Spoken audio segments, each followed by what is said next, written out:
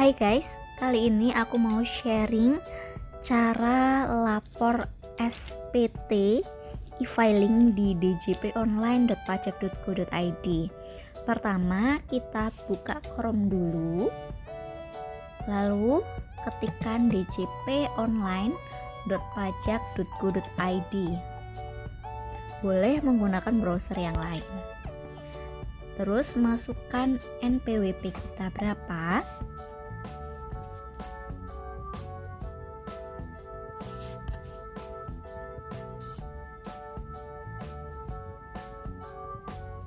Setelah itu masukkan password akun DJP online kita.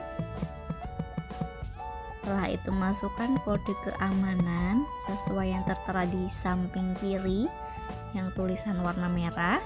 Setelah itu pilih yang lapor. Di bagian bawah ini ada e-filing. Kita pilih. Terus di sini ada daftar SPT yang sudah kita sampaikan. Yang 2019 ini aku sudah lapor pembetulan ke 0, artinya yang normal statusnya nihil. Nah, ini aku mau buat yang 2019 tapi pembetulan ke 1 karena yang normalnya udah dibuat ya. Terus ada pertanyaan, apakah Anda menjalankan usaha atau pekerjaan bebas? Usaha itu contohnya dagang. Kalau pekerjaan bebas contohnya dokter, pengacara. Masih ada yang lain tapi itu hanya contoh aja guys.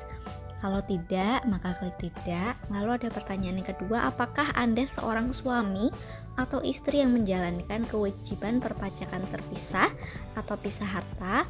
Ini kalau ada perjanjian pisah harta sebelum menikah guys biasanya. Kalau nggak ada silakan pilih tidak. Lalu pertanyaan berikutnya, apakah penghasilan bruto yang Anda peroleh selama setahun kurang dari 60 juta rupiah? Kalau iya silakan pilih iya, kalau tidak pilih tidak. Pertanyaan berikutnya, Anda dapat menggunakan formulir ini, pilihlah form. Pilih yang bentuk formulir aja ya. Nah, karena ini lebih dari 60 juta, makanya kita menggunakan SPT 1770 yang S. S itu artinya S itu artinya sederhana, maaf. Kalau kurang dari 60 nanti dia munculnya 1770 SS, artinya sangat sederhana. Karena ini aku contohnya tidak, maka kita yang S. Setelah itu kita isi tahun pajak. Kalau normal atau baru pertama itu pilihnya normal, tapi kalau sudah pernah lapor tapi ada yang salah dan mau dibetulkan maka pembetulan ke berapa. Contohnya aja pembetulan ke 1 ya. Setelah itu langkah berikutnya di sini ada bagian A, ini langkah kedua dari 5. Penghasilan yang dikenakan PPh final. PPh final tuh contohnya ada bunga deposito, bunga diskonto obligasi, penjualan saham di bursa efek, hadiah undian. Ini PPh final yang pasal 4 ayat 2 ya. Kalau nggak ada silakan di close. Nanti kita lanjut ke daftar harta. Ini diisi harta yang kalian miliki. Harus diisi ya guys, jangan dikosongkan. Takutnya nih, aku udah sering banget ya, kalau udah mandu sampai akhir ternyata dia nggak ngisi harta, itu nanti hasilnya ada kode error. Contohnya kode error 0 kalau nggak salah ya. Jadi lebih baik hartanya diisi. Kalau katanya nggak punya harta, kendaraan itu termasuk harta, handphone termasuk harta, tabungan juga termasuk harta guys. Nih contoh harta ada uang tunai, tabungan, giro, deposito. Kalau tabungan itu per kapan? Per akhir tahun pajak ya guys. Jadi akhir tahun 2019 kemarin tabungan kamu itu tinggal berapa? Uang kamu ada berapa? Kalau ada deposito berapa? Silahkan diisi. Kalau ada piutang silahkan diisi. Kalau ada investasi, ini contohnya silahkan dipilih sesuai dengan keadaan yang sebenarnya. Ini alat transportasi, harta bergerak. Kalau punya emas juga silahkan diisi. Nah, gunanya apa? Biar tertib, jadi nggak pengaruh sama pajak yang kita bayarkan, karena hanya diisi saja hartanya. Contohnya nih, tabungan ada di bank mana, lalu tahun perolehan berarti akhir tahun kemarin berapa, akhir tahun kemarin 2019 ada berapa, misalnya ada 5 juta. Keterangannya misal diisi nomor rekeningnya berapa gitu. Kalau untuk yang motor ini harganya berapa, tahun belinya kapan, lalu ada kode plat nomor bisa, lalu handphone misal mereknya apa, seperti itu. Setelah itu kita lanjut ke daftar utang. Kalau tidak ada silahkan di skip. Ini kalau sudah yang berkeluarga ya, silahkan diisi istri dan anaknya, nama, nik, hubungan keluarga, pekerjaannya apa, diisi.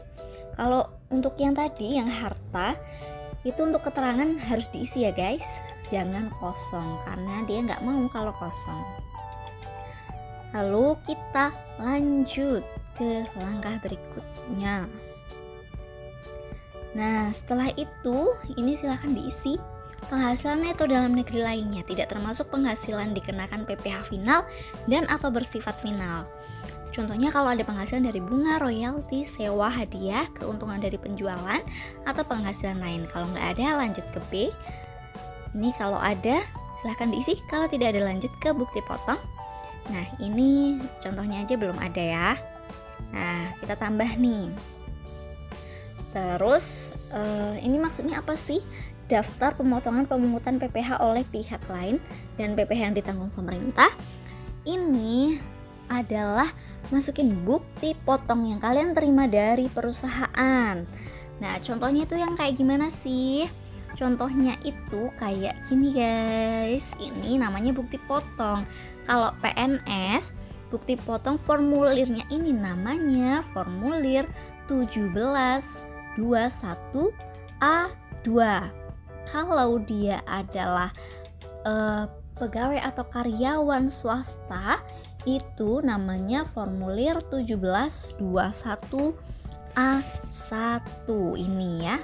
Nah dimasukin nih jenis pajaknya pasal 21, NPWP pemotong atau pemungut pajaknya itu lihatnya di sini nih, yang bendahara NPWP-nya berapa, NPWP pemotong kan ini namanya tulisannya, yang ini nih. Nah ini lalu kita isi NPWP-nya.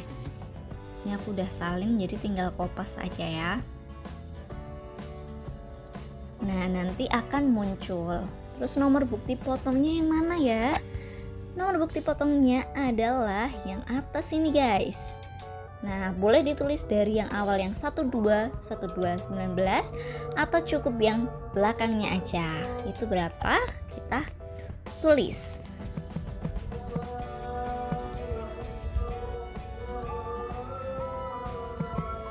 Setelah itu tanggal bukti pemotongan yang mana nih kak? Tanggal bukti pemotongan adalah yang paling bawah. Ini tanggal dan tanda tangan. Yang tanda tangannya bendahara ini tanggalnya berapa?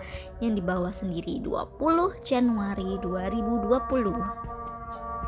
20 Januari 2020 ya. Guys ini udah kutulis tanggal bukti potongnya, harusnya sih ngetiknya ini, tapi kalau misalnya nggak bisa, nggak muncul, ditulis aja, nanti dia tetap mau. Lalu untuk yang jumlah PPh yang dipotong atau dipungut, lihatnya di mana? Lihatnya adalah di yang paling bawah ya guys. Nih nomor 23 itu PPh pasal 21 yang telah dipotong dan dilunasi. Nah ini paling bawah, silahkan diisi pajak yang terutangnya itu berapa. Setelah itu klik simpan. Kalau udah, kita langkah berikutnya. Status perkawinan, lanjut ke A. Ini harusnya sih masih kosong guys, tapi karena aku udah nulis yang sebelumnya jadinya itu terisi. Kita contohin aja yang masih kosong ya. Ini penghasilan neto dalam negeri sehubungan dengan pekerjaan. Lihatnya di mana Kak? Lihatnya adalah di sini. Di slip gaji di form bukti potong kita. Ini namanya bukti pemotongan pajak penghasilan. Tuh lihat di kop atas pasal 21 bagi PNS. Itu pasal 21 ya. Punya kalian kalau A1 itu juga pasal 21 karena ini pemotongan untuk yang orang pribadi. Nah, jumlah penghasilan neto di nomor 15, terus ditambah jumlah penghasilan neto masa sebelumnya.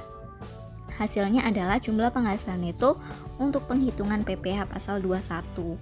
Jadi lihatnya yang nomor 17 ditotalkan berapa. Kalau punyanya yang A1 nanti silakan dilihat aja yang tulisannya jumlah penghasilan neto untuk penghitungan PPh pasal 21. Kalau yang masa sebelumnya nggak ada berarti cukup yang jumlah penghasilan neto aja. Pokoknya dilihat yang jumlah keseluruhannya ya guys ya. Nah, setelah itu kita masukkan jumlahnya berapa, kita isi di sini. Ini seharusnya diketik aja ya, tapi karena aku lupa angkanya tinggal aku copy paste aja dari yang sebelumnya udah aku tulis. Ini kalau ada penghasilan neto dalam negeri lainnya itu nanti ngeling dari yang sebelumnya penghasilan lain tadi. Terus penghasilan neto luar negeri kalau ada silakan diisi, kalau nggak ada nggak usah. Zakat juga sesuaikan, kalau ada silakan diisi, kalau nggak ada nggak usah diisi. Setelah itu lanjut penghasilan tidak kena pajak atau jumlah tanggungan berapa. Kalau tidak kawin itu ada 54 juta, jadi sebagai pengurang gitu. Akhirnya penghasilan kena pajaknya itu tadi yang penghasilan yang tadi dikurangi dengan penghasilan kena pajak dikurangi penghasilan tidak kena pajak hasilnya. Jumlah penghasilan yang tadi, yang jumlah penghasilan neto yang angka 6 ini itu dikurangi dengan penghasilan tidak kena pajak, jadinya penghasilan kena pajak. Setelah itu kan nanti akan kehitung otomatis tuh PPh terutangnya berapa, nomor 9. Kalau nomor 10 itu PPh pasal 24 nggak perlu diisi itu kalau ada pajak yang dipotong dari penghasilan yang ada di luar negeri. Nomor 11 jumlah PPh terutangnya berapa.